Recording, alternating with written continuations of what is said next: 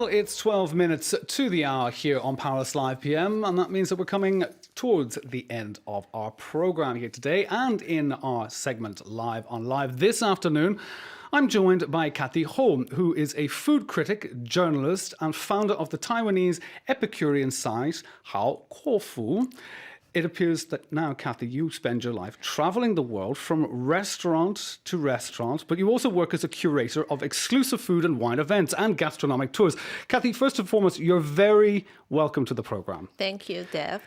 Now, describe, yet again, we were practicing this before, HaoKouFu. HaoKouFu. Yes. What exactly does it mean?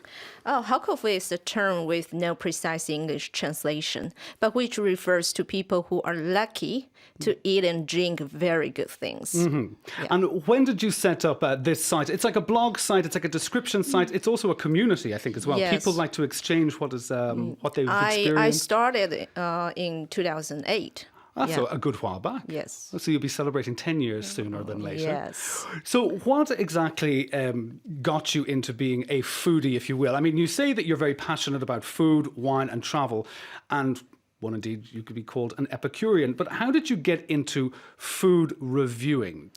Well, I think because of food, and I started my HaoKouFu, and an editor from Shanghai, he wrote email to me, and he asked me to write articles for their magazines. Then I started to do the food reviews, restaurant reviews. So were you always a food fan? Like, do you come from a family where food was always a very important part of your life? Yeah, my family loved food. Yeah, so now you've wined and dined in hundreds, well, 100 at least, Michelin star restaurants all around the world.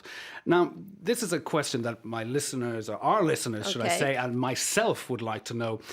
When one gets used to eating such high-end food in high-end establishments, is it hard to return just to basic things when you finish? Well, have you now got a very developed palate that, anything else, like a sandwich across the road, will not work? No, I still love street food. So for me, it's okay. Yeah, because, well, the price range is different. Yeah, and the street food, when I finished my trip in France last time, I went back to Taiwan and I had a meal within like €4. I have noodles, soup, wonton, and so good. Yeah, so I think it's okay for me. Yeah. So, I mean, coming from the Asian street food and, your family background in Taiwan to doing these Michelin star restaurant reviews, when you were giving these reviews, what are you basing them on? Are you saying, do you have to do any training, let's just say, to get your palate tuned to the subtleties of a Michelin star restaurant? Well, I think, of course, you have to eat at a lot of restaurants, so you have enough database to do the comparison. And I think because I used to be a consultant, so I have my own way to do the analysis. So you have your own tools, like a tool base that you can say. Yes. And what would they be on, like presentation, flavor? I don't know, Yeah. how it's plated, as they say. For example, Michelin 3 stars is worth the journey to go to that restaurant. So, of course, when I eat at a 3-star Michelin restaurant, I will think if the food is really worth a journey. Yeah. That leads me into my next question. Have you ever come across a Michelin-starred restaurant that you believe shouldn't have a star at all? Well, I've been to a 3-star restaurant in Hong Kong, and I got very disappointed. I wouldn't say it's 3 stars. I think 1 star is enough. That's one of my worst experiences. Really? Yes. And what was it that made that brought it down? Was it the price, the presentation, the taste? Was it just sloppy? I don't know. The price is extremely expensive, but the chef is very creative, I would say. But the food itself didn't really stand out. We have this dish called Sex on the Beach. And it's not the cocktail, but it's a dish. No, it's not a cocktail. He made something like a condom on the plate, and he said it's a sex on the beach. And for me, it's really It wasn't very good sense of humor. No, not at all. Yeah, and it's not tasty at all. So now, the other thing is, as a food critic, you were saying that you worked in the past as a consultant. You have got your tools, you have your boxes that you tick. But also, when the owners or the head chefs from these 1, 2, or 3-star Michelin restaurants, when they come to you and they say, "Oh, I saw your review," will they look at you and go, "Ah, you're Cathy Ho. I know that you have commanded respect on everything that you've written in the past," or they go, "Cathy Ho, who are you?" Well, This is the main thing. Do you have the kudos that is required to be a food critic in the eyes of the people you're criticizing? well, not really. And does that make them react any different towards you? I don't think so. I'm not sure. Yeah. I hope no. Yeah. So, what has been? Let's just say we're looking at the restaurants that maybe didn't deserve their 3 stars, as you were saying about the sex on the beach dish in Hong Kong. Well, that's kind of one of your worst experiences. What has been your best experience, and where has it been? Is there one? Let's just say even your top 3? Oh, top 3. Well, I have so many favorite restaurants in the world. It's really difficult to decide. So let's say Paris, because we're in Paris. I have 3 favorite 3-star restaurants. There are 3 A's, I call them. They are L'Amboisie, La Beige, and La Sens. Yeah. So they're the top 3. Yeah. Okay, very good. Now, when you're at home, do you cook for yourself? Yes, sometimes. And what's your standard? Do you reckon that you're a very good cook? Have you learned anything on the way? I think I'm not bad because my grandma, she is a very good cook, and I watch her cooking. So I learned some cooking skills from her.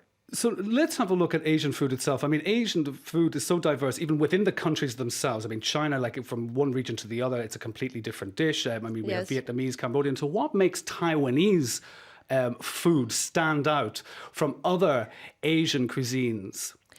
What's the hook? Well, I would say Taiwan, because it's an island and it's influenced by a lot of cultures. So Taiwanese cuisine, I think it's difficult to say it's very Taiwanese cuisine. It's influenced by Japanese cuisine as well. Because it's an island nation, isn't it? Because of seafood and things, the availability. We have a lot of of seafood, but we also have a lot of chickens, meats, vegetables. Yeah. Now, you mentioned there about your grandmother, that she was the real foodie, I think, in your family. Like, what did she make traditionally? What was the kind of her signature dish, if you will? Oh, that one I would say it's like a braised minced pork rice. That one was very good. I think it's we will call it the flavors of our hometown. A lot of people who used to live abroad, I mean Taiwanese people, the first thing they would love to eat after going back to Taiwan would be that dish. Yeah, and so my grandma's very good. It's very much for anybody who's been an expat, who's been living abroad. They want to come home to that. Now, you said that there have been influences, or at least similarities, with Japanese cooking. You also are hoping to be an exhibitor here in the SIAL 2018. Now, that is the International Food Salon here in Paris, and you are aiming to showcase the high-end food, ingredients and produce and products from Taiwan. Yes. Give me a little description of some of the distinct things that you would aim to bring over and how you think they might be received here in France. Okay, for example, I just found this incredible pepper. It's called Magao pepper. And I brought this pepper to France in last year, and I showed them to some chefs, and they were very impressed. And some of the chefs even started to use this pepper in their dishes. So this will be one of the food ingredients I would like to introduce at SIAL. Yes. So, I mean, you're bankrolling all on this one product, really, to do the kind of the presentation for it? Or are there other things you're going to be bringing with it? I think I will also bring the tea, Taiwanese tea, because we have very, very good tea. And also other produce maybe the fruits. We have many fantastic fruits. Yeah. Well, we wish you all the best of luck in that in 2018. But before you go, I just want to ask one thing. you have been bringing also guests on tours to these gastronomic Yes. restaurants, especially one place called Noma, which was voted on many occasions Yes. the best restaurant in the world. I saw a documentary on it, and it looked like grass, seaweed, roots, and stockfish. It was kind of Scandinavian And like ants. fare, and ants. Yeah. Do you believe it really should have lived up to the mark of the best restaurant in the world? Well, because I think the cuisine at Noma is very unique. That's what led to #1 in the world. Yeah. That's basically it, Yeah. being unique. Well, I have to say, Cathy Ho, thank you very much for being on the program here today. Thank you very much. And for anybody who wants to see the site of HaoKouFu. HaoKouFu. So it's HaoKouFu.Cathy Ho. That's Cathy and then HO.com. Thank you very much again. Thank you very much, Dave.